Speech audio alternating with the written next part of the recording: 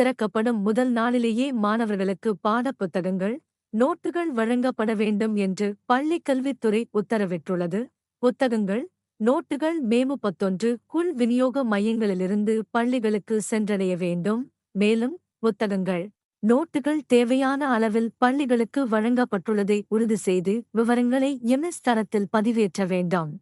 அதேபோல், தங்கள் மாவட்டத்துக்கு தேவையான பாடநூல்கள், நோட்டுகள் பெறப்படவில்லை எனில் முதன்மை கல்வி அலுவலர்கள் அருகே உள்ள மாவட்டத்தில் கூடுதலாக இருந்தால் அவற்றை பெற்று தேவையான பள்ளிகளுக்கு உடனே வழங்க நடவடிக்கை எடுக்க வேண்டும். மேலும், அவற்றை பள்ளிகள் திறக்கப்படும் நாளிலேயே வழங்க நடவடிக்கை எடுக்க வேண்டும் என்று கூறப்பட்டுள்ளது. அன்பாசிரியர் 2023 விருதுகளை வழங்க இந்து தமிழ் திசை நாளிதழ் பெருமையுடன் காத்திருக்கிறது. மாணவர்களுக்கு வழக்கமான பாடம் கற்பிப்பதோடு நின்றுவிடாமல் மாறுபட்ட சிந்தனையோடு, புதுமை உணர்வோடு மாணவர்களின் திறன்களை வளர்த்து, சமூக அக்கறை ஊட்டி, நற்பண்புகளைப் போதித்து, பள்ளியையும் மேம்படுத்தும் அர்ப்பணிப்பு மிக்க ஆசிரியர்களுக்கு வழங்கப்படுவதே அன்பாசிரியர் விருது.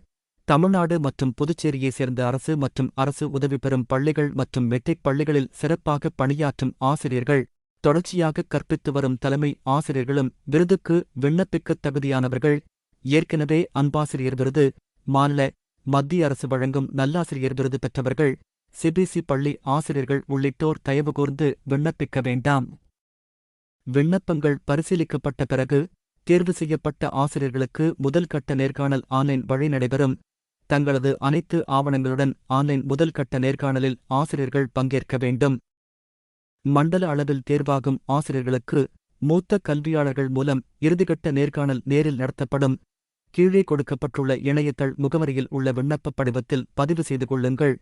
அதனுடன் சுய விவரக்குறிப்பு, சாதனைகள் அடங்கிய புகைப்படங்கள், வீடியோக்கள், ஊடக அங்கீகாரங்கள், ஆசிரியரின் நன்முயற்சிகளுக்கு பிறகு மாணவர்களின் செயல்பாடுகளில் ஏற்பட்ட முன்னேற்றம் ஆகியவற்றுக்கான ஆதாரங்களையும் விண்ணப்ப படிவத்தில் பதிவு செய்து கொள்ளுங்கள். இணையம் வழியே அனுப்ப முடியாதவர்கள் விண்ணப்ப படிவத்தை https://www.html.org/a4m என்ற லிங்கின் மூலம் டவுன்லோட் செய்து, அன்பாசிரியர் விருதுக்குழு, இந்து தமிழ் திசை, 124, வாலாஜா சாலை, சென்னை 600002 என்ற முகவரிக்கு மேற்சொன்ன ஆதாரங்களின் நகலுடன் ஜூன் 15ஆம் தேதிக்குள் வந்து சேரும்படி அஞ்சல் வழியாக அனுப்பலாம். அதிகமான தகவல்கள் இருப்பின் தனிக்காகிதத்தில் எழுதி அனுப்பலாம். வரும் ஜூன் 15 தேதிக்குள் https://www.html.org/a2023 என்ற லிங்கில் விண்ணப்பிக்கலாம். கூடுதல் தகவல்களுக்கு முருகேசனை 7401329364 என்ற செல் எண் அல்லது murugsen.m@hdudmail.co.in என்ற மின்னஞ்சல் முகவரி வழியாக தொடர்பு கொள்ளலாம். நடிகர் ரஜினிகாந்துக்கு அபுதாபியில் ஐக்கிய அரபு அமீரகம் சார்பில் கோல்டன் விசா வழங்கப்பட்டுள்ளது. இதனை அந்நாட்டின் கலாச்சாரம் மற்றும் சுற்றுலாத்துறை அமைச்சர் முகமது கலீஃபா அல் முபாரக் வழங்கினார். அப்போது லுலு குழும தலைவர் யூசுப் அலி உடன் இருந்தார். இந்த விசா நடைமுறைகள் அனைத்தையும் யூசுப் அலி கவனித்துக் கொண்டதாக தகவல் வெளியாகியுள்ளது. இது தொடர்பான நடிகர் ரஜினிகாந்த் நன்றி தெரிவித்து வெளியிட்டுள்ள வீடியோவில், அபுதாபி அரசாங்கத்திடம் இருந்து மதிப்புமிக்க யுஏஇ கோல்டன் விசாவை பெறுவதில் நான் மிகவும் பெருமைப்படுகிறேன். அபுதாபி அரசுக்கு எனது மனமார்ந்த நன்றிகள். மேலும், இந்த விசாவை எளிதாக்கியதற்காக லுலு குழுமத்தின் தலைவரும் என் நல்ல நண்பருமான யூசுப் அலி அவர்களுக்கும் நன்றியை தெரிவித்துக் கொள்கிறேன் என தெரிவித்துள்ளார்.